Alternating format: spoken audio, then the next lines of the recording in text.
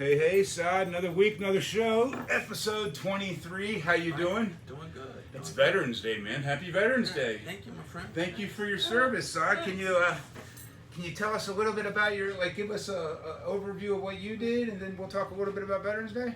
Oh man, I didn't do anything special today. I just, I got some messages from friends that I'd served with, and like my buddy Chico Santiago and Josh, a couple other guys.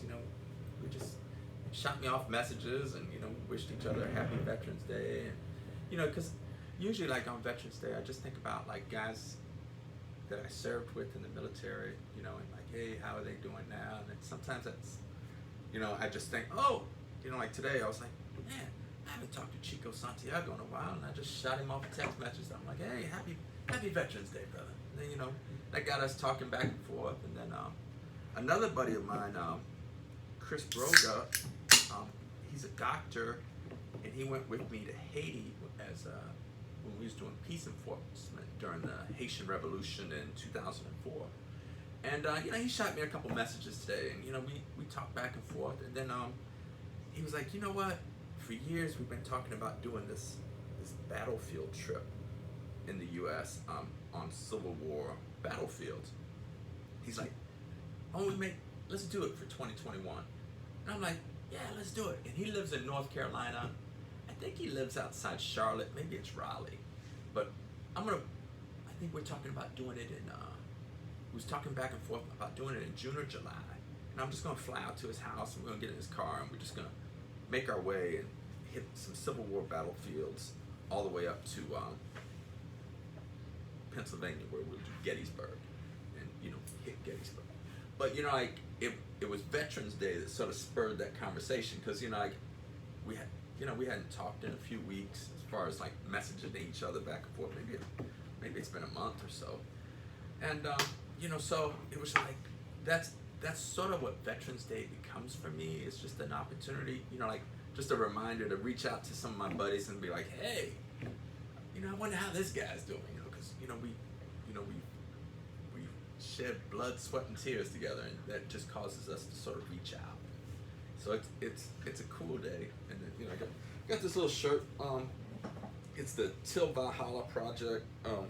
What these guys do is, with the proceeds from buying their shirts, they make memorial plaques for veterans that die in combat and give to their families. So like that's what their charity does. And I think on the back, I don't know if you can see it on the back, it says like veteran. And so I got one for me. I don't know how well you saw that, but Yeah, you can see it. and then I saw that. I got one for Sway, and then I was gonna wear another shirt today. And my wife Sway, she did 9 years in the U.S. Army, and so she was wearing this shirt, and I was like, I'm gonna get this shirt too. And she's like, oh, you gonna steal my clothing idea? I'm like, yeah, because when you're married to somebody long enough, you just start looking like them. You start copying their dress, and it's actually rarely do me and Sway dress the same, but every once in a while we end up with the same shirt on or something. And so today is one of those days where we both ended up with our veteran shirts on from the Till Valhalla project. That's awesome. Because we both, she did 9 years in the U.S. Army, I did 33 years in the U.S. Navy, and it's a cool thing, and it's something that we have in common, although it was different services, but the fact that we both were in the military. Well, I mean that's a as a couple, that's a really beautiful thing, because you can kind of understand each other's plight a little bit. Sure. It's interesting for me, because Memorial Day for the longest time was me and my buddy Rich, who was a Marine, retiring a flag and getting a flag.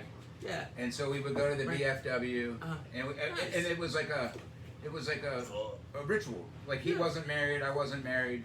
We would do it every year. Yeah. And that was our day to do that year, and we would go and buy one at the flag store, and it was just like a day to think about that. Sure. Yeah. And it's kind of morphed for me, because my grandpa was a veteran, but he was my grandpa, so I didn't know him as anything but pictures, Sure. Yeah. And my dad was in the Navy, but he was in the Navy just for a little bit, Right. and that was some pictures, and so I don't think really about me in the military, my life, I think about Sure. my grandpa going in at like Yeah. 35. Right. He had kids. He was like 31, 32, worked at Ward's, I think, Right. and had to Montgomery Ward's. yeah, No kidding, and had to man. go, something like that, like something Sure. retail, Yeah, right. and he had to go in, and he became a supply clerk. Yeah. Right. And you know, on his dying day, he was talking about how hard the training was, Uh-huh. and how crazy it was Right. for him to go through it at that age, Uh-huh. but that he was so happy he did it, and Sure. you know, the run was this, and Right. the stories only came out when he was really old. Yeah. But you know, you would see pictures and stuff, and he was always so looking. He looked like Clark Kent to me, like Superman in the uniform. Right. It's like a black and white picture, you know. Yeah. Like my dad's not around so much, right? So my grandpa is around, Right. so he's kind of like the one I'm thinking about. As far as like when I'm thinking about a dude I need to be around, be sort of like that's who I'm around all the time. Yeah. So, but he's an old man. Right. But he's sort of a badass old Oh. man. Like he's walking like at 80, he's walking like 5-7 miles a day at the park. Right. You know, it's just he's always about fitness. Like it, you know, he's freaking out watching me do this. You know, like people are giggling up in heaven about me being 270. You know what I mean? Sure. It's so Which is amazing. this is what he was about. I mean, he was always training, even when he wasn't. Right. You know, he was only in the military when he got drafted. And then he got out. He went to war and did the supply clerk thing. Like no crazy hero stories or nothing. Yeah. But definitely a part of the machine, and definitely into it, Right. and definitely happy he could serve. Like there was a big thing about being able to do that. Does that make sense? Like Sure. they called me up. I went in. I was married. I had your mom was Right. 2. You know what I mean? Like we had a baby in the house. Like I left. Right. Like I was gone. You know. It was. So to me, it was an abstract sort of like stories Right. and black and white pictures, right? Yeah. And then, you know, I meet Beth, and we have a couple years of, hey, you know, she's in the reserves, Right. and we can't she's obviously been in the war a few times. She's obviously been in the reserves forever. Yeah. She's been in the army forever, before the reserves, and then this year it all changes, and she goes full time again. Yeah. And it's like, whoa, now I'm in Texas a year, meeting, you know, I got like 3-4 buddies. Right. I'm trying to do my thing. I'm out of town. I don't know nobody really. I'm a year outside of the house. That's awesome. It is so He's sleeping good. It's so funny. I don't know if y'all can see Lou on the couch. He's just knocked out snoring. That's just him breathing, man. He's actually awake. He just Oh. looked at you. That's just him getting one off. And then you He got is Moose. a- He's just trying to get pet. Oh, dude, he's about to jump on everyone's lap. Oh, I dig this guy. Yeah, so Beth's been out of town now 3 weeks. Yeah. You know, we had the you got the Veterans Day. It means a lot more for me because Sure. it's not for me, Right. for her. Right. It's like it's a big deal. It's a bigger deal than it was for me just getting a flag now or looking at a picture. Right. I'm sort of involved. Right. Well, because the unique thing about Veterans Day, because the two holidays that sometimes people get confused on is you have Memorial Day, and Memorial Day is for those that die. He's definitely trying to get on your lap. And then Veterans Day, which is in November, is for those that just serve. And you know, like sometimes like you think, oh, you know, like, you know, oh, you know, my grandpa, he served, but you know, he was just an admin guy, or maybe he was a supply guy. But everybody's part of the machine. You know, like they make movies off the, you know, the trigger pullers, you know, because that's where most of the glory is. But everybody's a part of the machine. That, and it's a total war effort. Like no matter what the person is doing, they're contributing to the war effort. You know, like probably two of the greatest disasters in at least European military history was France's invasion of Russia and Germany's invasion of Russia. Because, and the disaster wasn't that their trigger pullers weren't good enough to beat the Russian trigger pullers, because they were much better. Sure. The French troops were much better than the Russian troops during that invasion.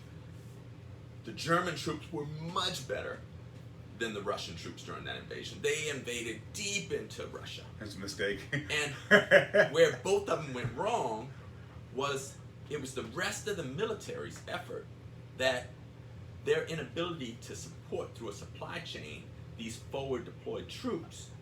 And now these troops are starving. They have no food. Scorched earth. You know, they're the Russians freezing. burned everything. And They so- torched every town, every cow, every Right. bit of food, Yeah. every bit of hay, anything that wasn't Right. dirt, anything that was dirt got watered down. It was frozen. So, no Horrible. matter what, you know, your loved one's role was in the military.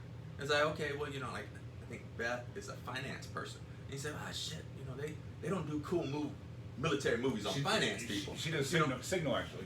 but you know, she's contributing, you know, to that overall war effort. And you know, if the supply stuff isn't there, you know, like, and the trigger pullers run out of bullets and they run out of bombs, they got a problem. And if they run out of food, or you know, run out of clothing, or they don't have the clothing they need, like I think in both the Germans and the French invasion of Russia, you know, they weren't prepared for those winters. Right. Those winters were devastating. And then, you know, the lack of food, the lack of supplies. And so everybody in the military, you know, contributes to that effort. And, you know, they're all amazing people regardless of, you know, what their particular role is. You know, like sometimes people get like, oh, well, you know, yeah, my grandpa was in the military, but he was just a cook. It was like, well, bro, I can tell you, people look forward to those 3 meals a day, even if the meals aren't that good. And the cook's they look forward to it. And the cook has got a vital role. I seen that Seagal movie, man. The cook went off. Yeah. Under Siege. Oh, I'm just saying, man. I don't know if you were around for him or not, but I mean, I bet you there's some I saw badass. the movie. I bet you there's some badass cooks in the Navy we don't know, but don't be sure. sleeping Yeah. on the don't be Man, sleeping listen on to the Navy cooks. Yeah. Remember the I don't remember the guy's name, but there was a cook that came up in Pearl Harbor from downstairs, and he got on didn't he get on one of the big guns? I think it was Dory Miller. It was Dory Miller. Yeah, Dory Miller. He was a cook. Yeah. He came up when the ship He was got on going the down. 50 cal He and got on started shooting at and he aircraft. took out Yeah. like 7 or 8 craft. Yeah. I mean, so don't sleep on the cooks. Don't. Right. Oh, yeah. It is a mission. Sure. It is a team effort. Because they train everybody to be a trigger puller. Like, you know, it's like, even if like your specialty is supply or admin or medical, Yeah. you know, everybody in the military is getting training on pulling that trigger. You know, like, of course, you know, the special forces are the elite on when it comes to pulling triggers, or the infantry units, or they're the elite. They're our modern day Spartans. But you know, everybody is contributing to that effort. So yeah, like if you got a veteran in your family, man, just, you know, wish them a happy Veterans Day and thank them for their service. And it's just, you know, because, you know, like I keep reading, and I've never actually fully researched it, but I keep reading where it's, you know, where people say, oh, you know, less than 1% of the U.S. population serves in the U.S. military.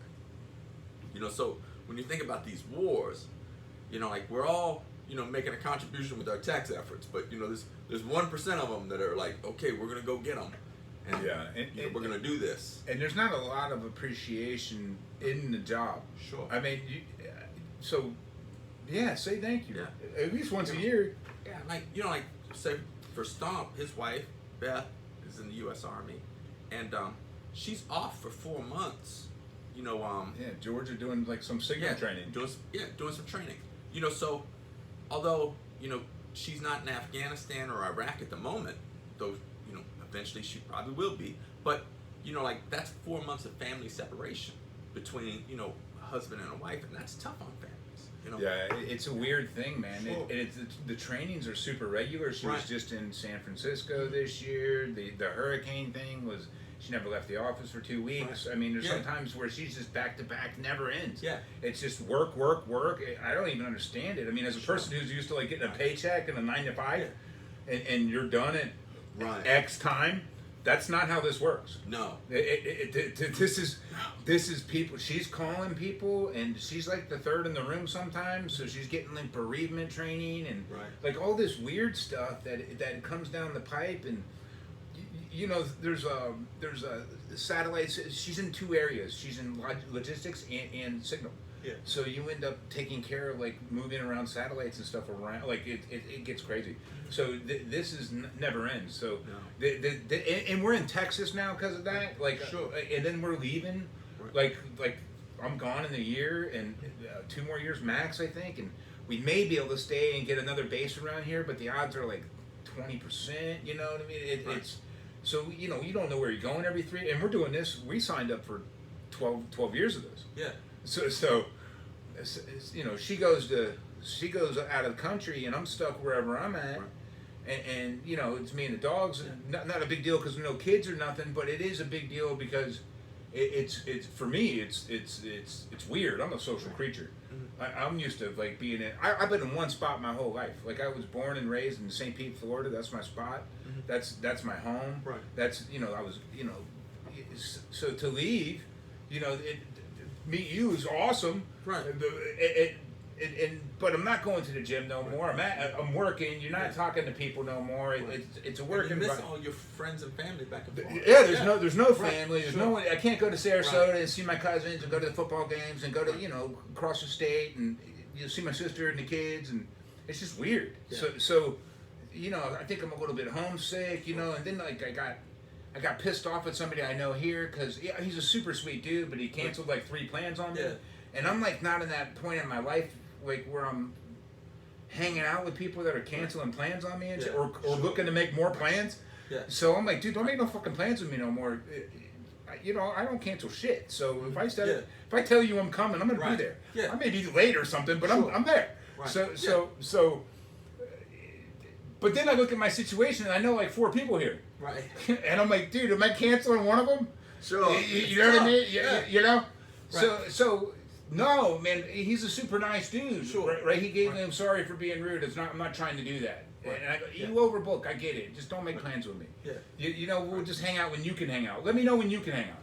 And then like sometimes for your just like your basic psychological safety, like we have an old saying in the Navy. It's like, don't cross the ocean for somebody that won't cross a puddle for you. Right. It's like if you're going out of your way anytime somebody needs something, which is it's in your human nature to do because you're a very giving person, a very kind person, and you're making these sacrifices for somebody that like it's like, well, yeah, you're an option, but something else is more important right now, and like things come up, but it's like eventually like you start to get the message like, you know what, Yeah.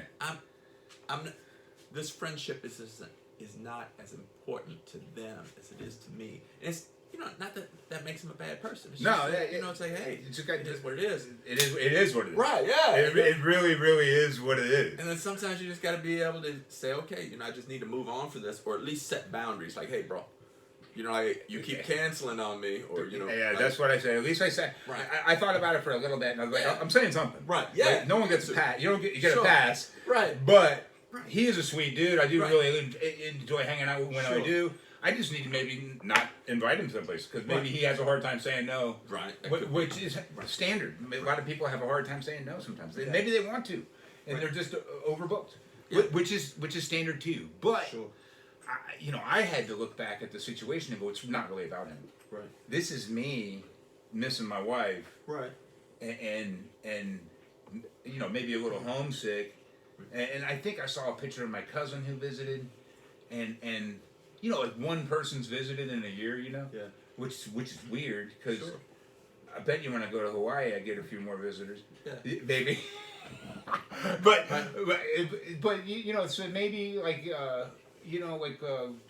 people do have their own shit going on, Right. like whatever you thought you might be important about. Right. Maybe you're not. Maybe you are. Maybe Right. maybe what you're used to, your standard is way different. People do have kids and stuff. I'm not dealing with. Right. You know what I mean? I'm essentially like a bachelor, like a crazy bachelor my whole life, and then I got married. Right. And then everyone's like, who the hell is this? Like this. You know what I mean? So Right. that's how it is for me. And Veterans Day means a different thing to me. It almost is like, it's not melancholy, but it's like, man, my wife's busy at this. Yeah. This is her life. Right. This is my life now. Right. This is Not something you. I got to do. Yeah. No, not dealing with this. yeah, being in a military family is not an easy life because yeah, you're constantly moving. You know, like I know, like say for my son, he's 27 now, but like when he was a kid, like I missed 5 birthdays in a row because I was deployed. Wow. Just, you know, like 5 in a row, and you know, 5. so many important things would come up, and I just, you know, it's like, oh no, you know, I've got to. The military needs me over here, and so I couldn't be there for him. Where like today, you know, he called me on the phone, and he just bought a house, and it's a new construction, and there's a leak in the wall, and he's like, Dad, what should I do? And I'm like, call the builder, let them know that, you know, like your home is under warranty. They need to come out and fix it. And so, you know, he cut his water supply off to the house, and he's like, the builder said they can't come out till Friday. And I'm like, oh, you need to call him back and tell him that's bullshit. You can't go without water until Friday. And talk to their supervisor. Like whoever you call and talk to, okay, you're done talking to that person. It up. Find out who their boss is, and you need to talk to that person because waiting until Friday is not an option. I said, you know what?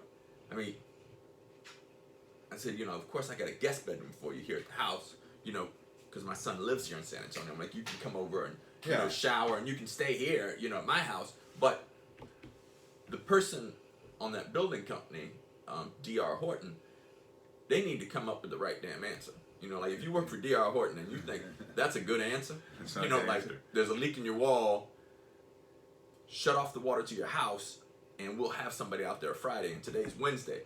Well, that's the wrong damn answer. Right. And so, for me, I don't mind dropping the name on a company. It's like, oh, if you provide shitty service, I'll drop a name on you. Like, hey, what's your deal, D.R. Horton? You know, get your stuff together. So, I'd be interested if any of our viewers have had any experience with D.R. Horton, because I never bought anything from D.R. Horton, but my son just did, you know, and I'm not thrilled with this company not responding. Not to get off on the D.R. Horton tangent, but it was nice for my son to be able to call me, and I'm at home.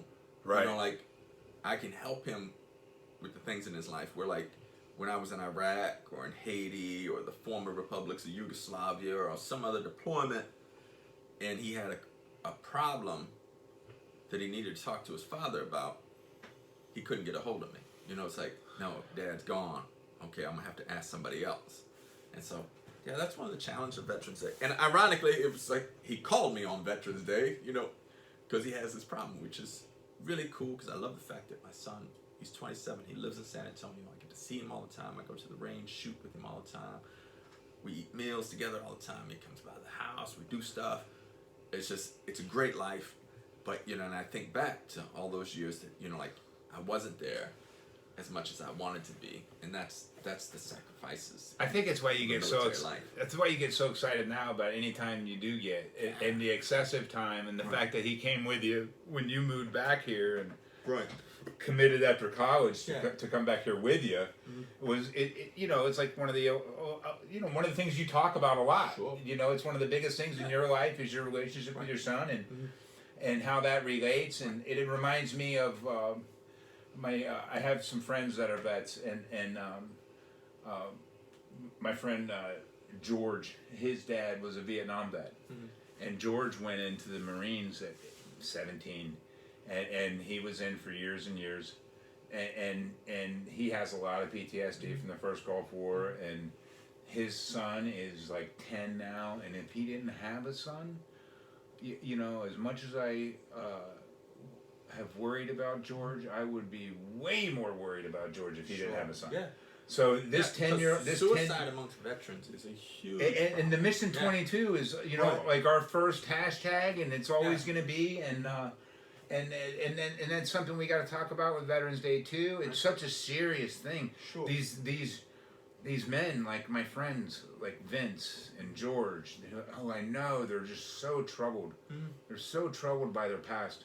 Right. And these are things that people suffer for us. Yeah. These are things that I don't understand that people did for me. Right. Because, you know, and it's such a crisis, and that's why, you know, I support Mission 22, which is bringing awareness to the fact that 22 veterans a day, on average, commit suicide. And, you know, now that getting close to the holidays, that's when suicide rates really go up, during Thanksgiving and Christmas, because a lot of these veterans, not only did they sacrifice their bodies, but they sacrificed their families. Just like I was describing with my son, I missed 5 birthdays in a row because I was deployed. And, so a lot of times you don't get to develop the relationship with your children or with your spouse. And, a lot of veterans, end up getting divorced because they're constantly gone. And, next thing you know, like they don't have a relationship, them and the spouse gets divorced, then they don't have a relationship with the children. And then what the crazy thing is at the end of the day, whether it's the Army, Navy, Marine Corps, Air Force, Coast Guard, no matter how good of a service member you are for, no matter, whether you're Dwight Eisenhower, John Lejeune, Chesty Puller, you name the war hero. That each one of them comes to a point where the service tells them, hey, we don't want you no more. Go home.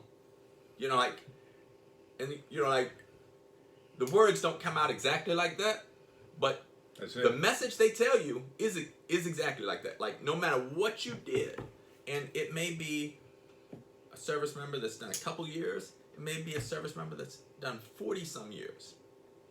And there's going to come a point where the military is going to tell that person, we don't want you no more. And if you spent those past 4 years, 40 years, however many years, always putting the military first and your family second, by the time the military tells you, hey, we don't want you no more, your family long packed and split too. So I tell young military members, if they say, hey, what piece of advice would you give me? Put your family first, always, and put the military second. Of course, that's not what most people do, right? And I think that's why we end up with such bad outcomes, is because these young service members are so dedicated. They give their best parts of their life, their health, their mental well-being. They sacrifice so much, and they sacrifice so much time from their families. And then a lot of times they end up with nothing, and it's just a terrible thing. And so if you know veterans, it's not just, reaching out on Veterans Day and say, hey, thank you for your service. But, just know that, especially in this time of year, some people are going through some bad stuff. And it may not even be apparent, they're going through bad stuff. Reach out to them, make sure they're okay. And, let them know that you love them, because sometimes it's too late to let them know you love them. Because once they kill themselves, it's too late, I think the advice to veterans about make sure you keep your family in perspective and first, right? Is sage in life in general, right? Do you work to live or live to work? Right. Yeah. You have to. Yeah. This is for lawyers, for doctors, for anyone who's trying to pay back extreme debt, sure, and works 2-3 jobs, or anyone trying to pay bills and they don't know how to do it without working 3 jobs. I'm not saying you don't have to do that.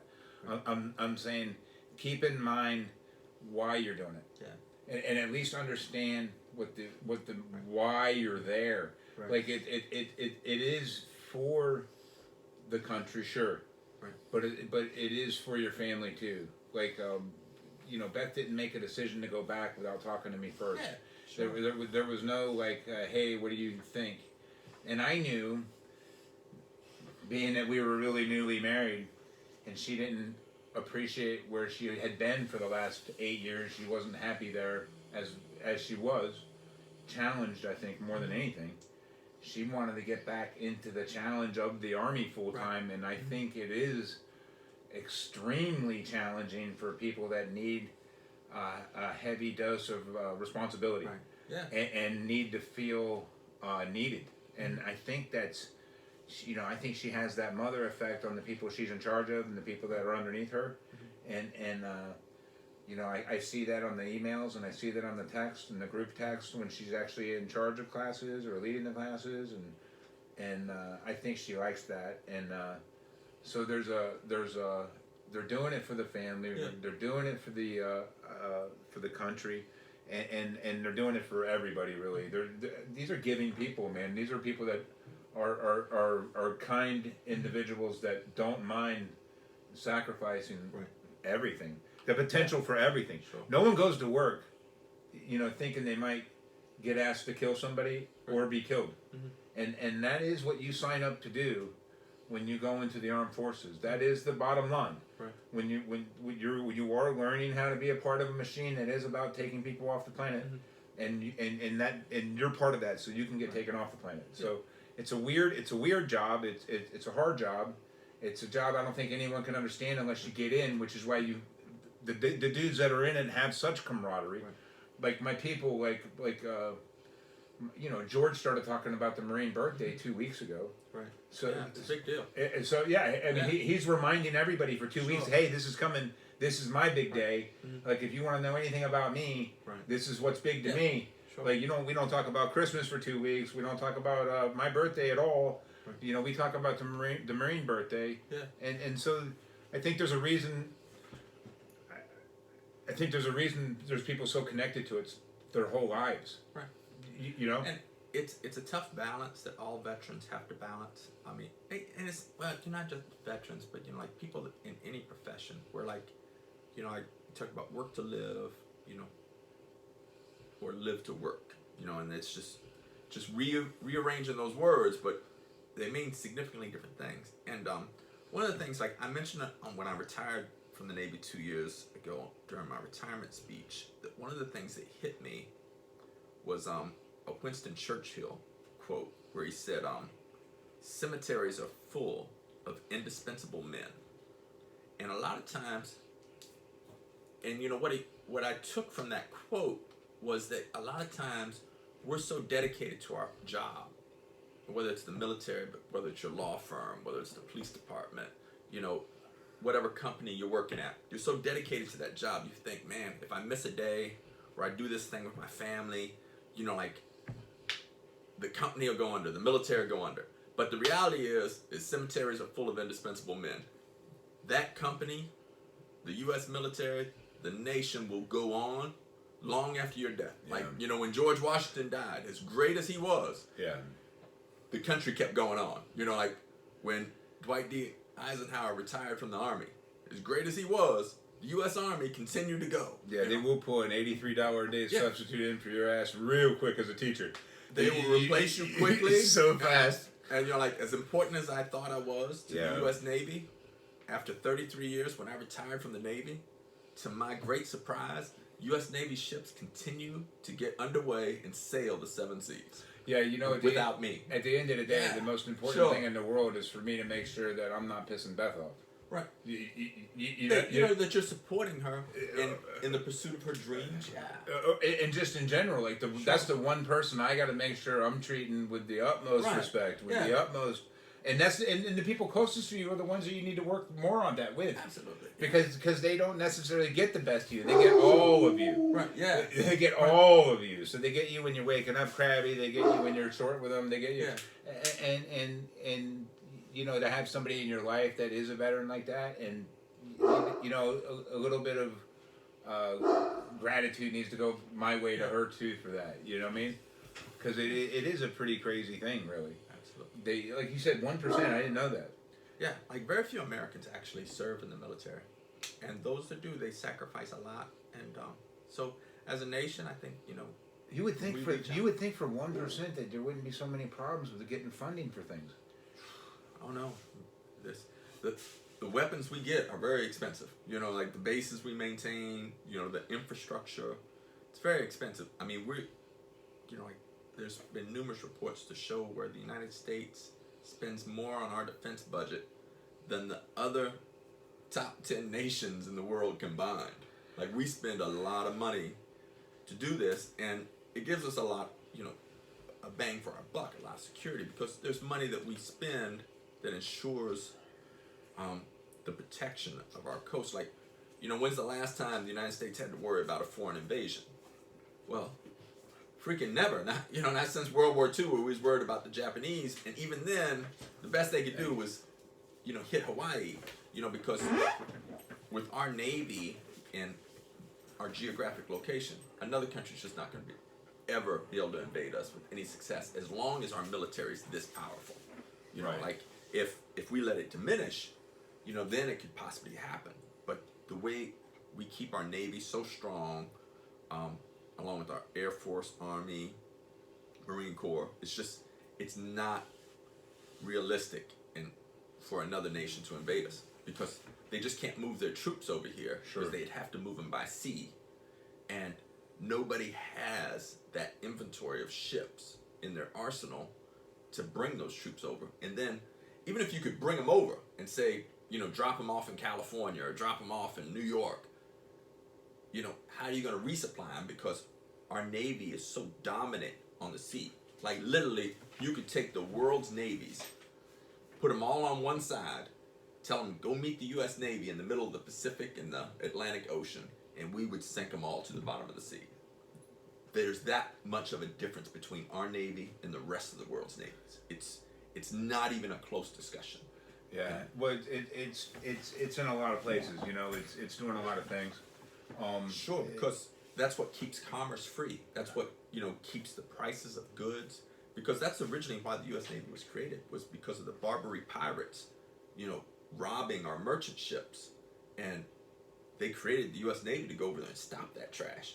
And so from the shores of Tripoli, you know, where the U.S. Navy and the Marine Corps got together, and we just... So you think wiped them out. so a lot of what you're telling me from the get, the Navy is about making sure economics are happening across the world. Oh yeah, it's not, you know, like people think, oh, you know, like, why would we need all these ships to fight somebody in a war? It's like, well, they prevent war, but in addition, they stop pirates. You know, and like pirates know, like the last time one of our ships was pirated was the Somali pirates. Yeah, it didn't go well for them. They took Captain Phillips' ships. I forgot the name of the ship's name. The merchant ship. They took it. And we sent the U.S. Navy SEALs in, and on Easter morning, they fired 3 shots and made 3 kills. And at the same time. Yeah. On Simultaneous. On a boat going up and down like 15 feet, right? Like they was on a boat being affected by the ocean, and the people they shot was on a boat being affected by the ocean. And every shot had to be 100% accurate, but it had to be made at the same time, because had it been like pop, pop, pop, they would have moved. Somebody could have moved. Instead, it was like 3 pops simultaneously, 3 dead pirates, and if you notice, ain't nobody pirated another one of our ships since. But the Somali pirates, they're still in business, and they're not the only pirates in the world. You know, there's pirates out in Malaysia. There's known choke points where pirates will steal merchant ships. They'll take them over, and then they'll extort that nation's government to, you know, give them X amount of money to get their ship back. Sure. But you notice they stopped doing that to American ships, because when you do it to an American ship, it's like, we will kill you. Right. We will get that ship back. We're not paying the ransom, and we will kill you. And it seems to me like it's a weird thing. It's like sometimes it seems like the American military is insanely mighty, and then sometimes it feels like it's procrastinating and taking a long time to do things. I remember the first eve of the Desert Storm. It was the 90s. I mean, we watched it. Right. Dude, that was like 18 hours of dam busters. Right. Dude, it was insane. It was like the biggest firework display in history. Sure. I mean, it really was. It was the craziest display of might I had ever seen over one night. Right. I mean, they just obliterated Baghdad. Yeah. I mean, it was the most craziest. And what it is it takes a long time to get all the equipment from here to there. So if we're trying to get it to Kuwait for the first Gulf War, or the Iraq invasion, or the Afghan War, or any of our other wars, you know, like, you can't just stick it all in a plane. You know, like those tanks, large artillery, you know, these, you know, thousands and thousands of troops. You know, these are things that a lot of times you're going to send over in slow-moving ships, like merchant ships. Like, I flew to Iraq on a commercial airline, in my camis, with my weapon, on a plane full of people with their weapons. Matter of fact, everybody on the plane had their weapons, because it's one of the reasons the U.S. government subsidizes the airlines is because during time of war, we take Delta's planes. We take a certain number of them. We're like, no, we're using these planes to transport troops. But to transport those troops, takes a while. Like I think my flight from, we flew Delta from the air base at Cherry Point, North Carolina, all the way to Kuwait. But I think it was like a 19-hour flight. So it's like, it only takes a day, even if you flew. For the ships moving, it could take weeks. So it takes a while to get everybody over there. And then once everybody's over there and they're staged, then it's ready to go. But what we're able to do is, like with our aircraft carriers and our ships, we can just set off the coast of your country and just run air raids and shore bombardment to just sort of loosen things up and what we call shape the battlefield until we can get enough troops over there to actually do the invasion. It's like a staging, right? Yeah.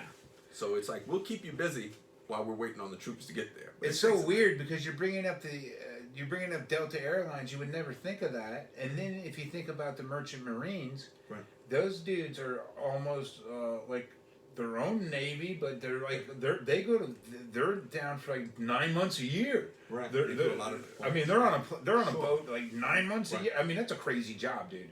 Oh yeah. And I looked them up the other day because I trespassed on one's property. And dude was on point, man. He had cameras everywhere and had me surrounded by the truck and was filming me. I was trying to get to the creek, on the bike. Right. By the end of it, I got permission to be on there. Nice. And he was going to give me a note. And his wife, I told her, I go, hey, I'll help you clear your property when your dude's in the boat. You call me, I'll get people off your land. Right. And she's like, that's cool. Nice. Sure. Hit me up on Facebook, you know what I mean? So that's cool. I thought I was going down for a second. Sure. But he ended up being pretty cool. Right. Because, he's like, first thing he goes, did you see your trespassing sign? I go, yep. He goes, you saw the gate? I go, went right around it. I go, yep.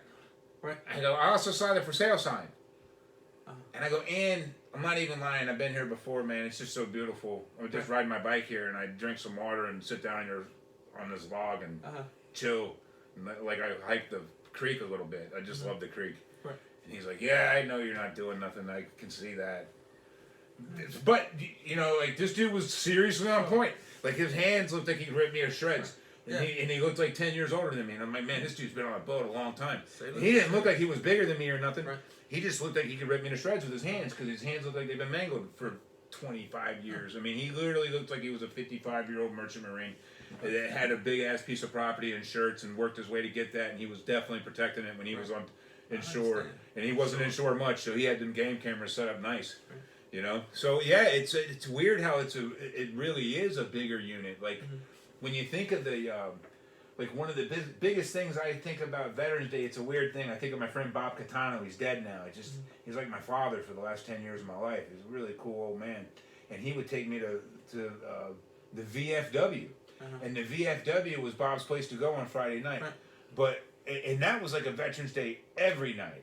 Like everybody in there was about it. Like everyone's got the hats on. They're all dancing and tuning out, and it just looks like a big party. And that was every Friday and Saturday night.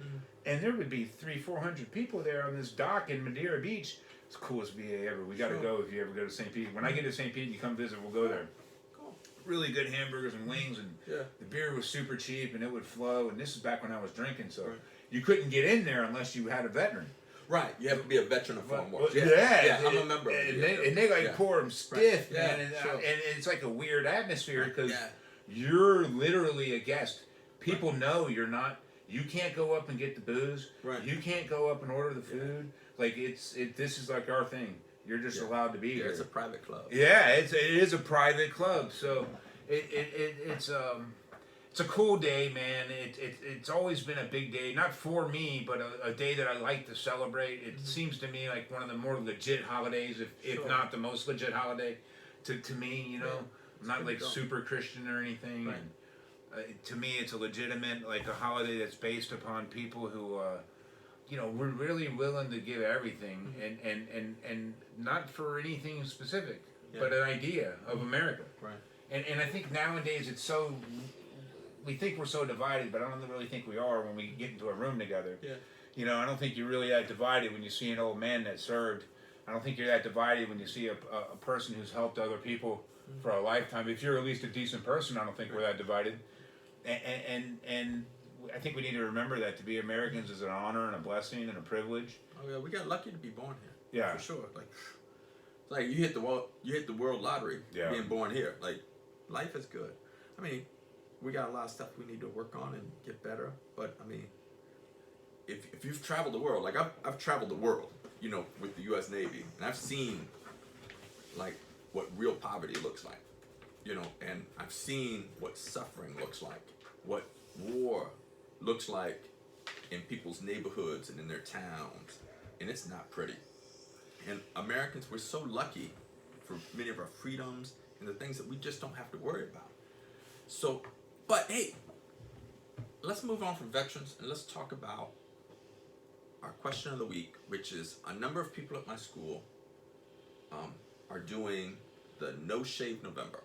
And they convinced me to do it too, which is weird for me because I was telling Stomp earlier, like I joined the Navy 2 months after I turned 17, and then I spent 33 years on active duty, so I never grew my facial hair out.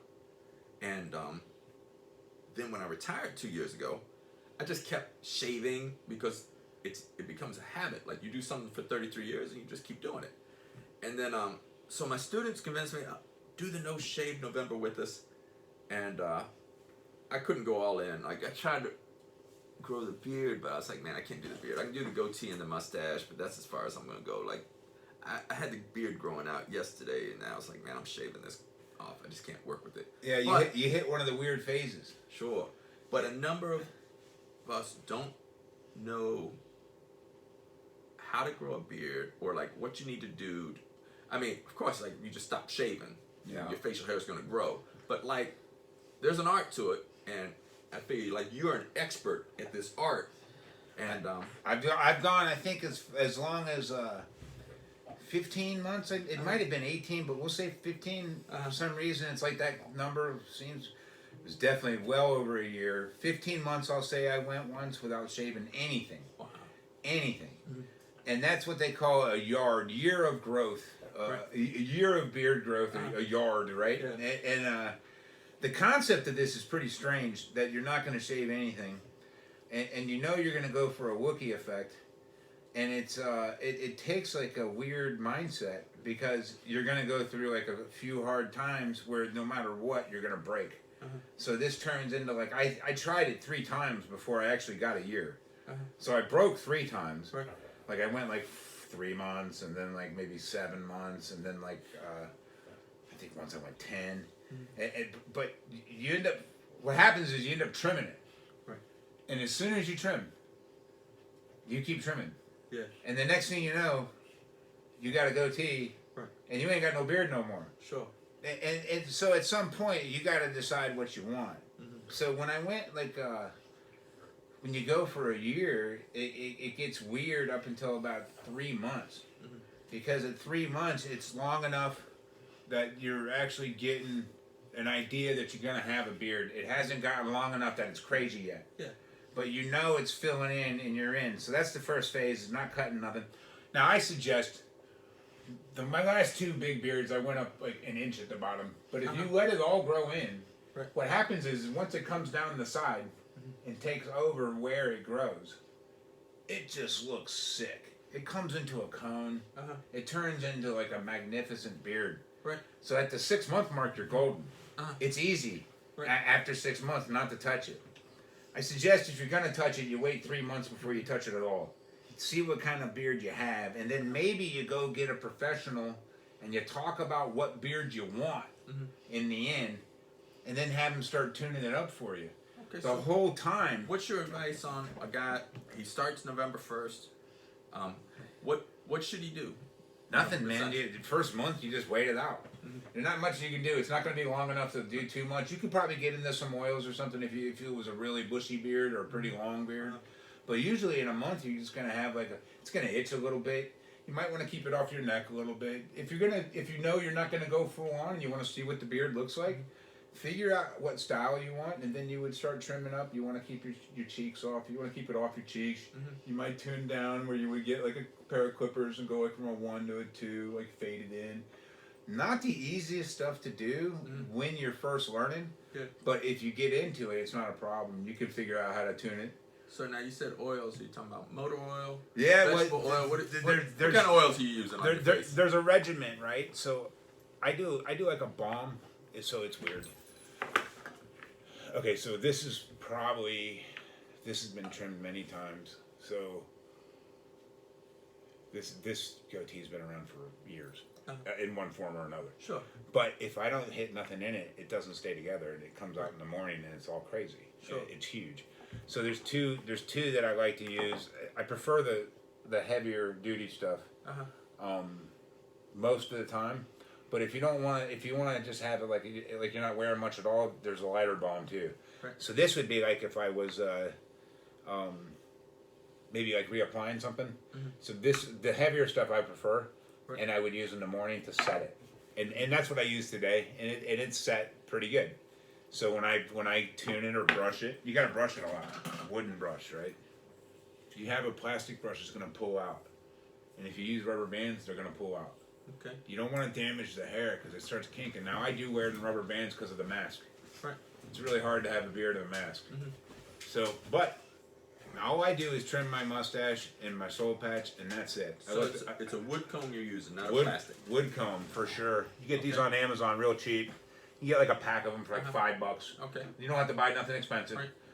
And the Outlaw beard oil is pretty cheap compared to what I see most of the time, and it is American made. Mm-hmm. And you can get that on Amazon, and I really like Outlaw products. So what's the difference between the beard oil and your balm? The beard oil is just like a glistening thing that kind of like tunes it and gives it like a mad like sheen. You know how like when you put a little oil on your head after you shave it, if you do, mm-hmm. you ever use anything on your head? Just put aftershave on my head. It's okay, so you dry it out a little bit. Sure. But I put like a little bit of a lotion on my head, or when I'm done rubbing my beard, I rub this on my head. Get a little sheen, right? So, you got the sheen because you're legit bald. I mean, I'm bald too, though. So this manages it when it gets big. But I would say this is like something you need after a little bit. I would say the oil you can use right away, right? Because it's just going to soak into the beard and make it nice and pliable. You want it to move.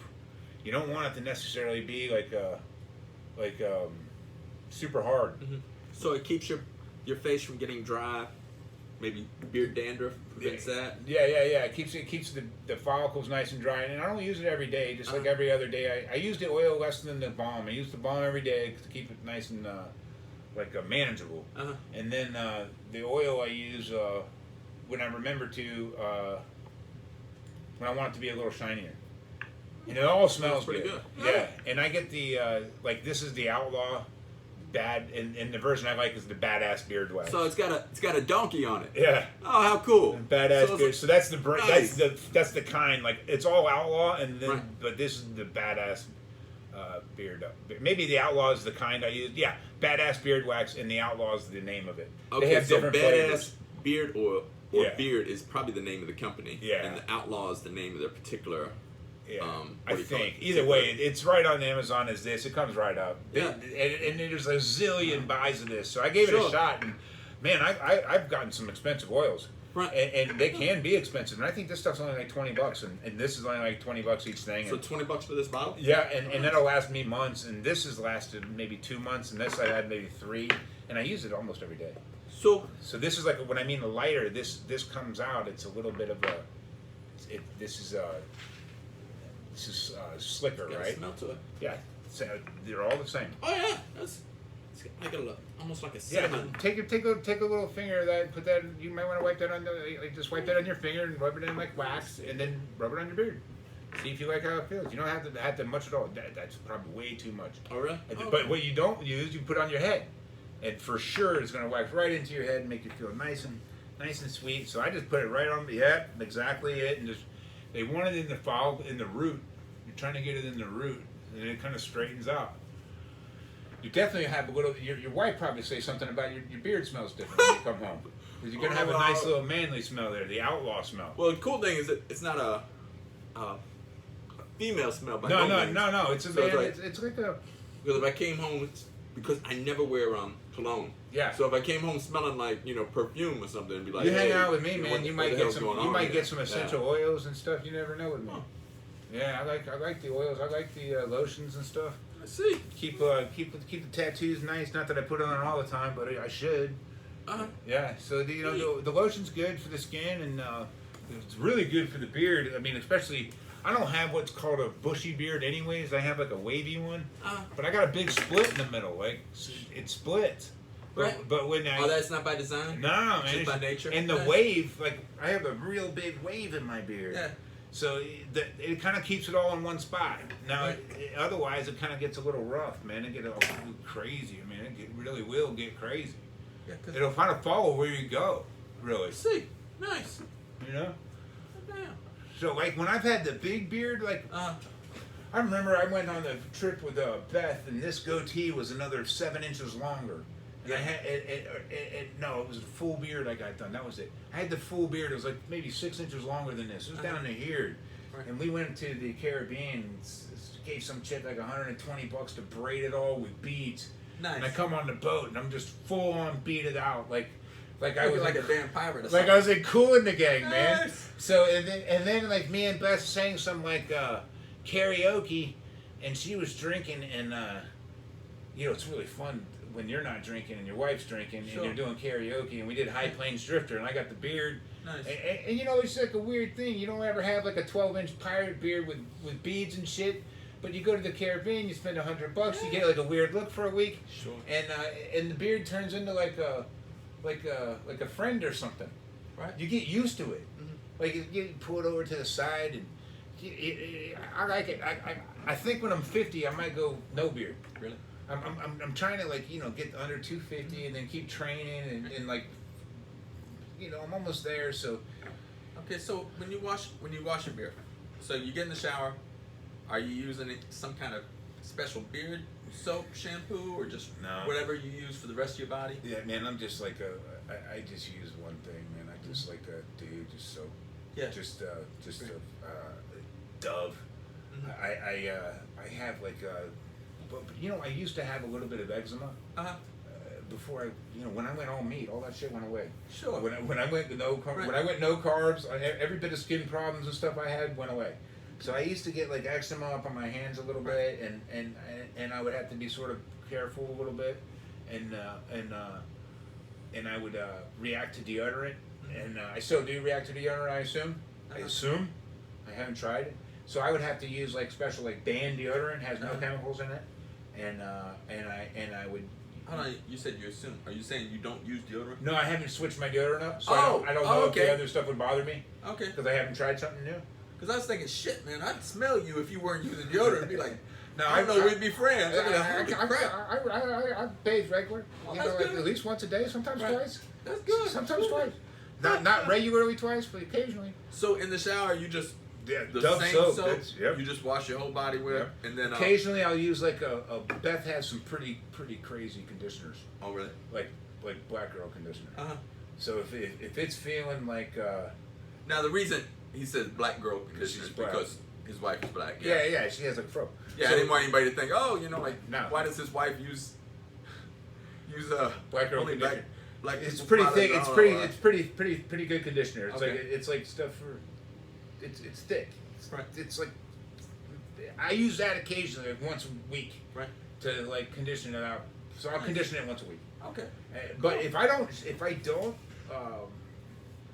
clean the beard like for a couple of days and just let it water hit it, it actually forms a lot better. I don't think it's good to clean your beard every day. Actually, I don't think it's best for the beard. Right. So, but it's kind of hard to do and be clean. Sure. So it gets cleaned every day. Yeah. Does that make sense? Absolutely. And with what I do with the oils and stuff, I think deep conditioner once a week is probably good for it. Nice. So I just condition it once a week usually. Oh, that's good. But I haven't conditioned it in like a month since Beth left. Yeah, because like me, Jonathan, Cameron, Mike Bam, who you know. Yeah, he had that weird ass mustache for a while. Yeah, that was awesome. So we all committed to this. November we're gonna grow our facial hair. But like I said, like for me, like although I'm 52, I just never grown it my whole life. You should go a year, man. Just go huge. Go like Lamb of God. I had hair on the side, but I was like, man, that stuff's gotta go. I just wasn't kicking with that. So I decided, okay, I can do November with the mustache and goatee. I can deal with that. But I was never interested in a full beard anyways. But Smartest thing we ever did was just go straight to the wood when we Yeah. went bald. Did you do that? Have you been doing that for a long time? Straight to the wood. I mean bald, like shaved. no, what happened was How long have you didn't been do it shaving your head? since 2003, or because we went for the Iraq invasion. I was on the ground with the Marines, and so we got there in Kuwait, I think in January 2003, and then we was just waiting. But like Kuwait is just all sand, and like there would be these sandstorms, and you would get sand all caked in your hair. And the Marine Corps unit I was with, like we didn't have access to showers for 17 days. So for 17 days, Oh my God. like we're out in the Kuwaiti desert, sweating, getting sand caked in your hair, and like we had baby wipes, and like you could there was no showers, but you could like go to what we call a water bowl and get some water in your canteen, and like sort of wash your face a little bit, but you basically there's nothing you could do with your hair, and the sand was caked in it. So most of us, like just went with one of the guys, brought a clippers, and we all just shaved our heads off with the clippers, and then we started I'd have a little mirror, I'd have my little canteen cup, which is like just an oversized coffee cup, and I'd pour water in it, I'd have my mirror, and then I would just shave my head. And at first I needed the mirror, where like now I don't need a mirror to shave my head. I just know where Feel everything's it. at, and Feel your head. and so it's like almost any habit. Like once you do it for a while, like I'm over there for like 6 months, and I'm just shaving my head every day. And then when I got back to the United States, it was like, I'm just gonna keep shaving. And so I've just never grown it out since 2003. Well, you can't. You're bald. You can be super bald now. You know that, Yeah. right? Yeah, like You can't, it's gone.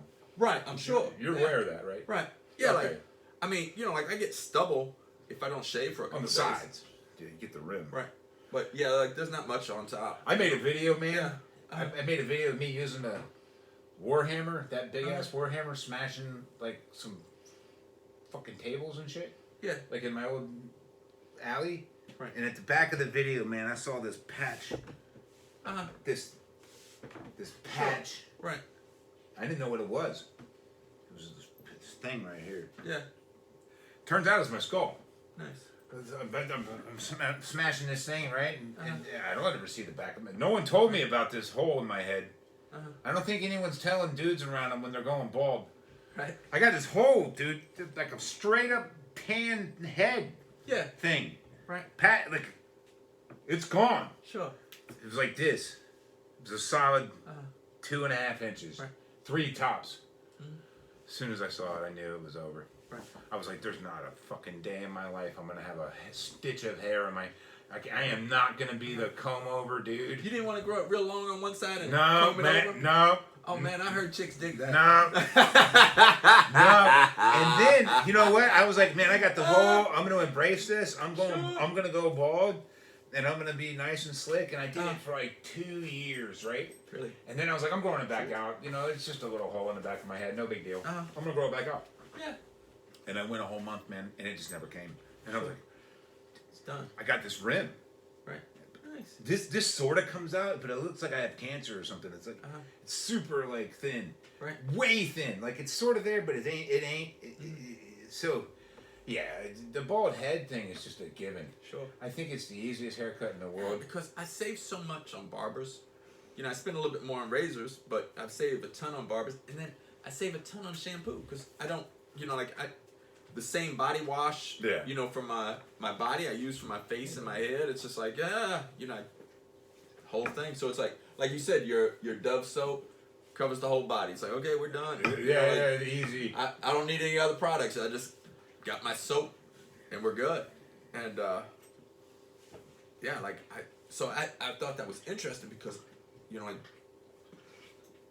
if you want to know how to grow something or you want to know how to do something, ask somebody that's already been successful at it. So I knew Stomp was already successful at it. Yeah, I think like 15 months, man. It's a long time not to shave. Yeah, sure. I think it was like down to like here. This is a pretty big beard. And I think if you want to do a beard, like now's the time because, everybody's walking around with masks, so you could have like a nasty little partial growth beard and no one even knows. Yeah, like you got your mask on and it's like nobody's Some dude aware. at Best Work got in trouble for that. Really? Oh, I bet. Dude, he comes in. He wasn't supposed to be there. Okay, Right. he was supposed to be off for something, and then he came in and he was going to be off like the next week or something, right? So he had like a week, and then another week, and there was like 2 days he was supposed to be in the office for something, and he had a beard.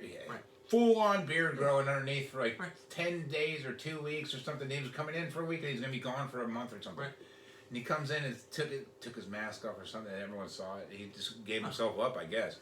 But yeah, sometimes you can like try to sneak it around now with the beard. But you got a mask on. Yeah, what are they going to say, can't see.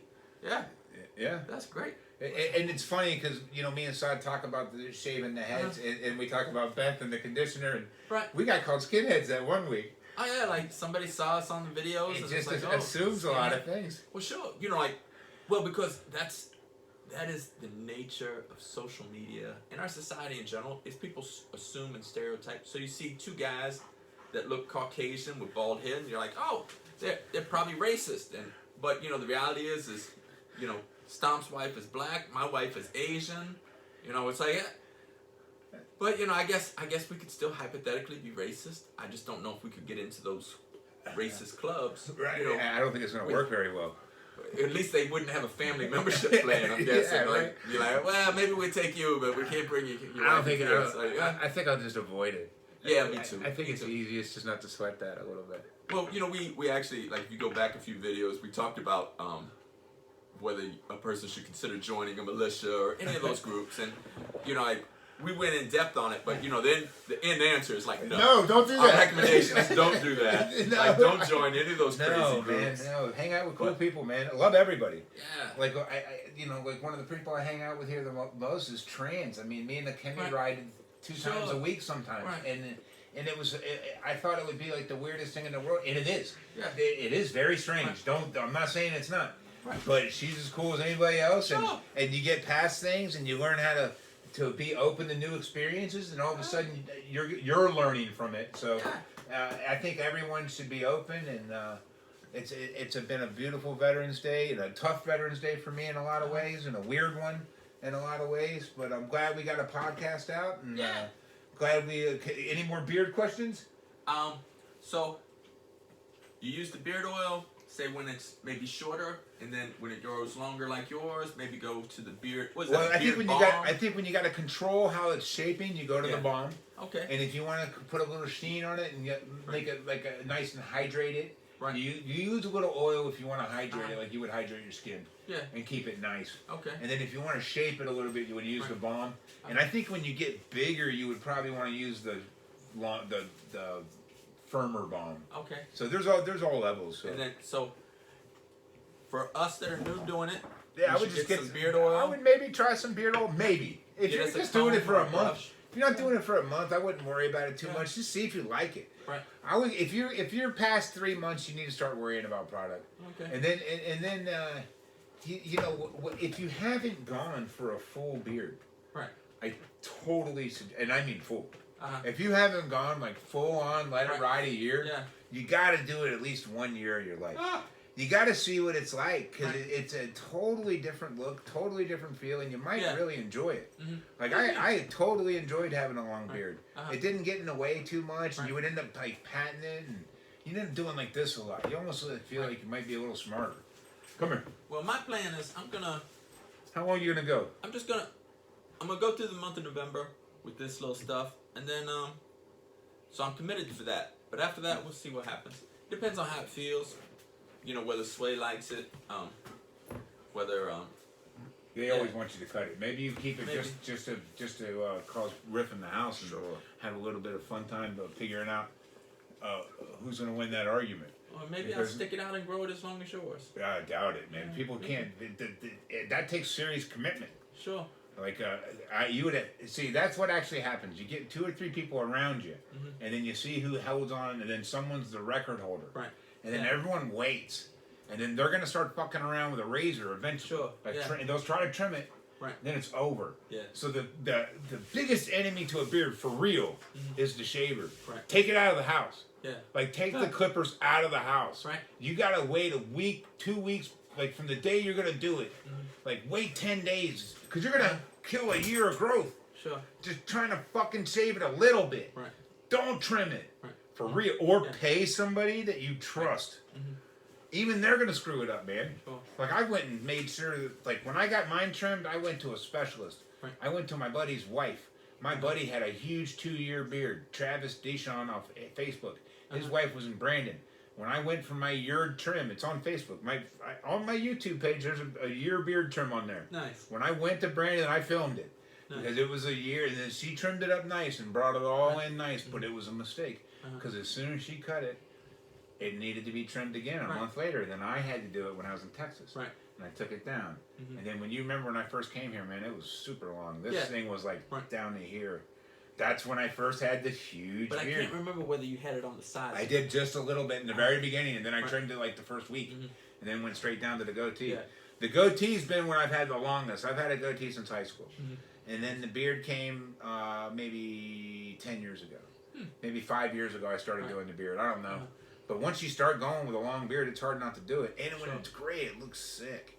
You get like I got that wizard look. Like a crazy Gandalf beard. Like straight flowing. You look like you could whip up a spell or something. Yeah, I can, man. I've been working on it. Especially on my time off. So I got like 2 of them down, like a heavy meat spell and then don't eat no food for 22 hours spell. I only do that on myself. I like to mess around with that magic too. Yeah, that's a good spell right there, man. That's a weird body trick, right? Oh, I'm telling you, man, intermittent fasting will change your life. Oh, dude, it does. It does. I can't recommend it more to nobody. Like I preach that shit. If anyone wants to listen, man, I'll talk all about it. And if you go back a couple weeks, I think about two weeks ago, we did a whole video on weight loss and intermittent fasting. Some you may want to check out, especially if you're considering it. And I think we put out a lot of good information on that. So yeah, check that out if you want. Or if you fire a question off to us, we'll come up with another. And next week we should be broadcasting from Arizona. We're gonna go see Travis Haley. Yeah. And we are gonna spend 3 days, 8 to 10 hours each day, working the AK-47 in a tactical environment. I'm super excited. Travis is a former U.S. Marine, recon Marine. He runs an amazing program that comes highly recommended. He's one of the baddest dudes on the planet, straight up. But trust me, once we go through the course, I'll have another recommendation as to whether I think it's worth it or not. Sure. And we'll talk about what we learned. So you figure our next podcast, we'll shoot for next Wednesday. We'll probably be doing it from a hotel room because we're staying in a Holiday Inn Express because they're here to make you smarter. Yeah. And well, if you haven't seen that commercial, you'll miss the joke. But it's an old commercial. But we'll podcast from there one day, and then when we get back the following Wednesday, we'll maybe the day before Thanksgiving shoot out another one, or maybe not. We'll see how our schedule works, and we'll tell you about the course. So you'll get one while we're in the course, and then one. Yeah, we should be able to do it from there. We might not be able to download it until we get back, but it might go from the phone. But I've been having better luck doing it from the computer recently. Right. So yeah, I'm looking forward to that, and I'm a little nervous with my shoulder with that, but we'll have fun either way. Right. Yeah, I think it's gonna be a good experience for us. I think we're gonna have a great time. Matter of fact, I brought over a hat for Stomp today. Yeah. Because what I was thinking about was like I've gone out to the field and to the desert many times and done these type of tactical things, not as a civilian but as a military member, and I was like, man, I need to make sure Stomp has the right stuff, because. It gets cold out in the desert. So I brought him a little beanie cap, because he's bald-headed like me. It gets cold out there. And then, the hat gives you a little extra sun protection. If you don't want to put sunscreen on your bald head, you wear a bald cap. Yeah, man. So I'm going to be ready for the desert. Yeah. Yeah. We'll be out there. We're doing our thing and having a good time.